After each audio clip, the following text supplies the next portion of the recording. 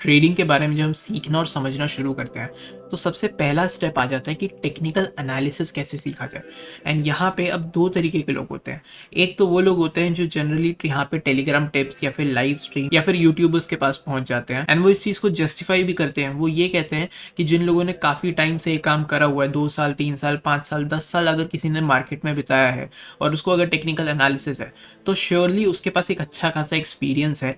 तो अगर कोई 5 साल वाला एक्सपीरियंस मेरे को एनालिसिस करके लाइव स्ट्रीम पे या फिर टेलीग्राम ग्रुप पे बता रहा है तो फिर मैं वो 5 सालों के एक्सपीरियंस के बाद वाला एनालिसिस क्यों ना फॉलो करूं।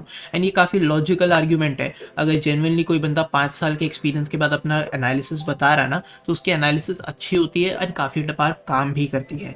लेकिन प्रॉब्लम यहाँ पे नहीं आती कि बंदा फेक है या फिर ओरिजिनल है। एनालिसिस कोई बंदा सही में कर रहा है या कोई फेक इन्फ्लुएंसर कर रहा है। अगर एक जेन्युइन इन्फ्लुएंसर भी अपनी एनालिसिस कर रहा है जिसको 5-10 साल का एक्सपीरियंस है, वहाँ पे भी एक प्रॉब्लम एग्जिस्ट करती है। एंड यहाँ पे अब दूसरे टाइप के लोग भी आते हैं जो खुद से टेक्निकल एनालिसिस सीखने का डिसीजन लेते हैं।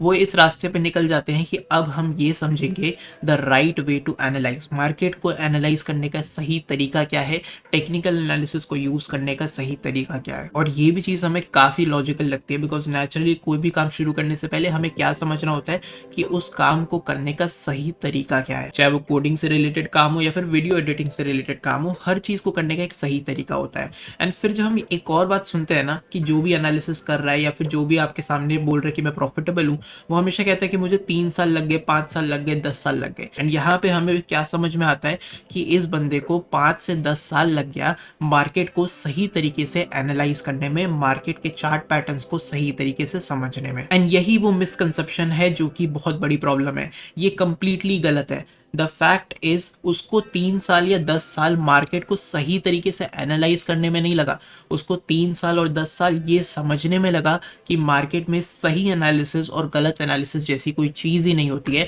एंड आप मार्केट में कभी भी कुछ भी एनालाइज ही नहीं कर सकते हो। एंड ये बात जो मैंने अभी कही, ये ट्रेडिंग का सबसे बड़ा कोर प्रॉब्लम है। एंड इसी की वजह से सारे साइकोलॉजिकल प्रॉब्लम्स भी होते हैं और इसी की वजह से ट्रेडिंग में लोग प्रॉफिटेबल नहीं हो पाते हैं। जो बंदे टेलीग्राम टिप्स या फिर यूट्यूब लाइव स्ट्रीम पे एनालिसिस देख रहे हैं ना, उनको भी यही प्रॉब्लम फेस करनी पड़ती है कि सामने वाला चाहे कितना भी एक्सपीरियंस हो, चाहे कितना भी जेन्युइन हो, उसकी एनालिसिस कैसी भी हो, लेकिन फिर भी आप प्रॉफिटेबल नहीं हो पाते हो। फिर चाहे आप टेलीग्राम पे या फिर लाइव स्ट्रीम पे एक बहुत ही ज्यादा एक्सपीरियंस वाले बंदे का एनालिसिस देख लो या फिर खुद से अच्छा खासा एक्सपीरियंस गेन कर लो और उसके बाद अपनी ही एनालिसिस फॉलो करो। ये फैक्ट जब तक आपके दिमाग में क्लियर नहीं होगा कि मार्केट में सही तरीके से एनालाइज करना और गलत तरीके से एनालाइज करना जैसी कोई चीज ही नहीं होती है।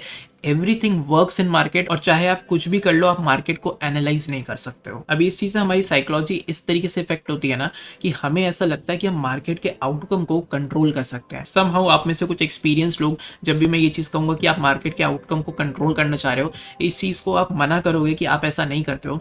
बट आप एक बार सुनो कि अगर आप ये चीज़ सोचते हो कि मैं एक सही तरीके से एनालाइज करूं या फिर मैं कुछ ज़्यादा एनालाइज करूं या फिर मैं 3-4 मेथड लगाऊं और इसके बाद, या फिर अगर आप ये भी सोचते हो कि यार ये ट्रेड एक हाई प्रोबेबिलिटी ट्रेड है, ये वाला ट्रेड एक लो प्रोबेबिलिटी ट्रेड है, ये सेटअप बहुत अच्छा दिख रहा है, ये सेटअप खराब दिख रहा है, ये एक साइन है कि आप मार्केट के आउटकम को कंट्रोल करना चाहते हो। बिकॉज जब भी आप ये चीज़ कह रहे हो कि ये सेटअप बहुत अच्छा है, इसका मतलब आप वहाँ पे होप कर रहे हो, आपको ये लगता है कि आपने कुछ बहुत अच्छी एनालिसिस करी है, बहुत अच्छा सेटअप आपको दिख रहा है। तो अगेन आप यहाँ पे ना चाहते हुए भी मार्केट का जो आउटकम है, आपको ये अजम्पशन में आप जी रहे हो कि मार्केट के आउटकम आपके कंट्रोल में है, आपके सही और बेटर एनालिसिस के कंट्रोल में है।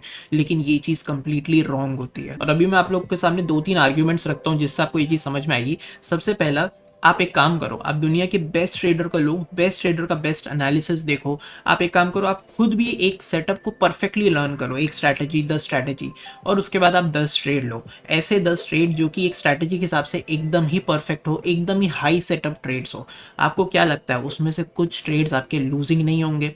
कुछ तो आप लूज करोगे, राइट? एंड सिमिलरली अब आप क्या करो, 10 कंप्लीटली रैंडम ट्रेड्स लो, चाहे किसी और से जिसको कुछ भी नहीं आता उससे ट्रेड कराओ, चाहे अपने आप से ही रैंडमली कहीं पे बेकार से बेकार सेटअप को आप ट्रेड करो।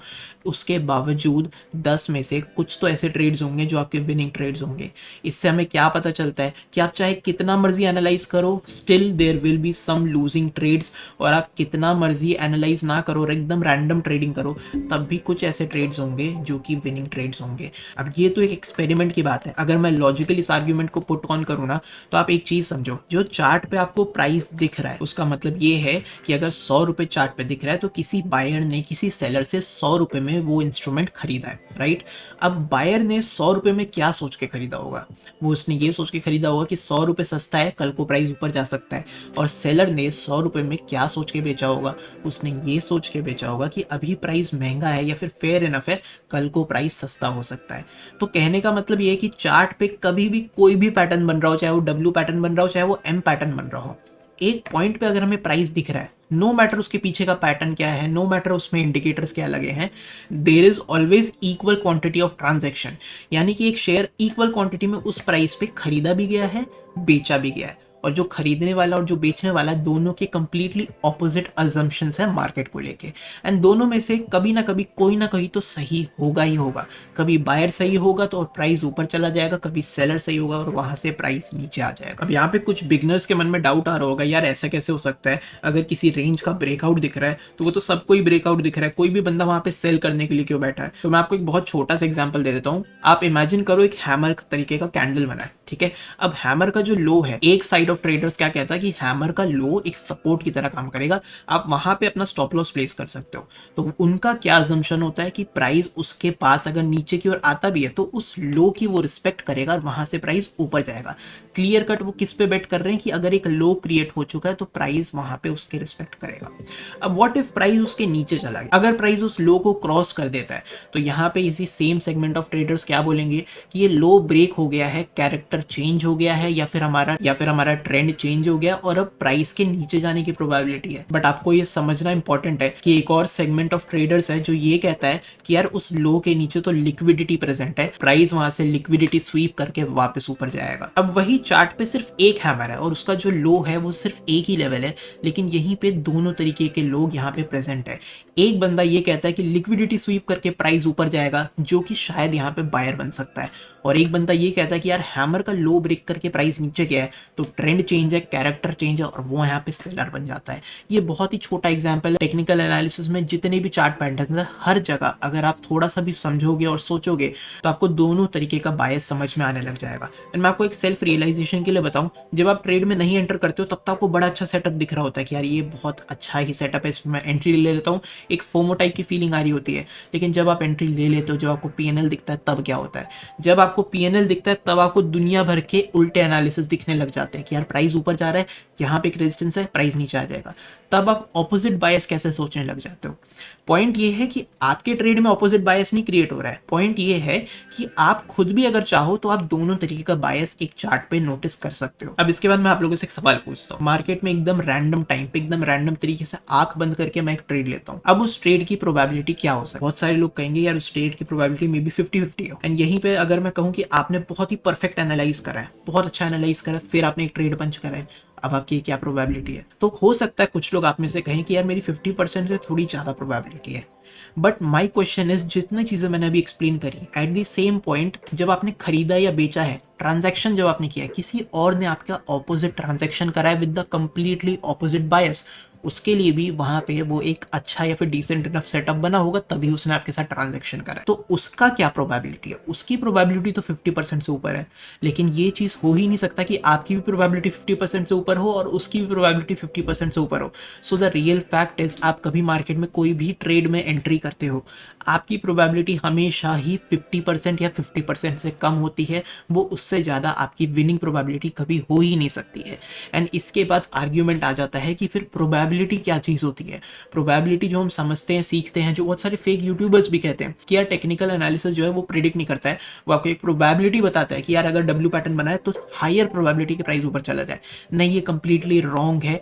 इस तरीके से मार्केट में प्रोबेबिलिटी काम नहीं करता है। प्रोबेबिलिटी का मतलब होता है कि चाहे आप कोई एनालिसिस करो, चाहे आप कोई इंडिकेटर लगाओ, चाहे आप कोई स्ट्रैटेजी कुछ भी फॉलो करो, लेकिन अगर आप एक ही सिंगल मेथड से डेली ट्रेड करते हो तो क्या प्रोबेबिलिटी है कि 10 दिन में ट्रेड करोगे या 100 दिन ट्रेड करोगे तो कितने दिन आप प्रॉफिटेबल रहोगे, कंसिडरिंग एंड अज्यूमिंग आपने सिर्फ एक पर्टिकुलर मेथड ही ट्रेड करा है। ऐसा नहीं आपने कुछ एक सेटअप ट्रेड करा, कल तो कोई दूसरा सेटअप ट्रेड करा, तीसरे दिन कोई तीसरा सेटअप ट्रेड करा। बाय द वे इस प्रोबेबिलिटी के बारे में, मार्केट में प्रोबेबिलिटी कैसे अपने फेवर में लाएगी इसके बारे में मैंने और भी वीडियोस बनाई हुई है। लेकिन coming back to the topic, अगर टेक्निकल एनालिसिस हमें कोई फायदा ही नहीं दे रहा है, अगर टेक्निकल एनालिसिस का कोई सही तरीका और गलत तरीका है ही नहीं, तो हम टेक्निकल एनालिसिस करते ही क्यों है? इसका सीधा सा जवाब है, हम टेक्निकल एनालिसिस करते हैं अपना बायस क्रिएट करने के लिए। अब मार्केट में अगर आप रैंडमली ट्रेड करने जाओगे ना, तो आप डेली रैंडमली ट्रेड करोगे, और डेली फिर क्या होगा, नोइंगली या फिर अननोइंगली अगर आप रैंडमली ट्रेड कर रहे हो तो आप डिफरेंट काइंड्स ऑफ सेटअप्स को ट्रेड करोगे।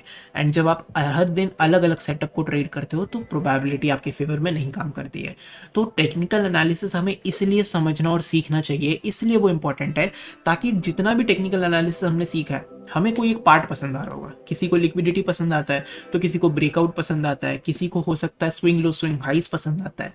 जिसको जो चीज़ समझ में आए, आप पर्टिकुलर उस मेथड को पकड़ो और डेली उसी मेथड पे ट्रेड करो। एक लिक्विडिटी वाला हमेशा ही स्विंग लो का ब्रेक करने का वेट करेगा और फिर एक बाइंग ट्रेड में एंट्री करेगा, और एक जो स्विंग हाई वाला, स्विंग लो वाला ट्रेडर है, वो हमेशा उस स्विंग लो पे बाई ट्रेड, एक सपोर्ट का प्लान करेगा। दोनों में से कोई कभी कोई विन करेगा, कभी कोई लूज करेगा, बट दोनों ही तरीका एकदम सही है, दोनों में से कोई भी गलत नहीं है। तो टेक्निकल एनालिसिस अगर आप करोगे नहीं तो आपको कैसे समझ में आएगा किसी एक चीज को लिक्विडिटी कहते हैं, और फिर आप डेली लिक्विडिटी को कैसे ट्रेड करोगे?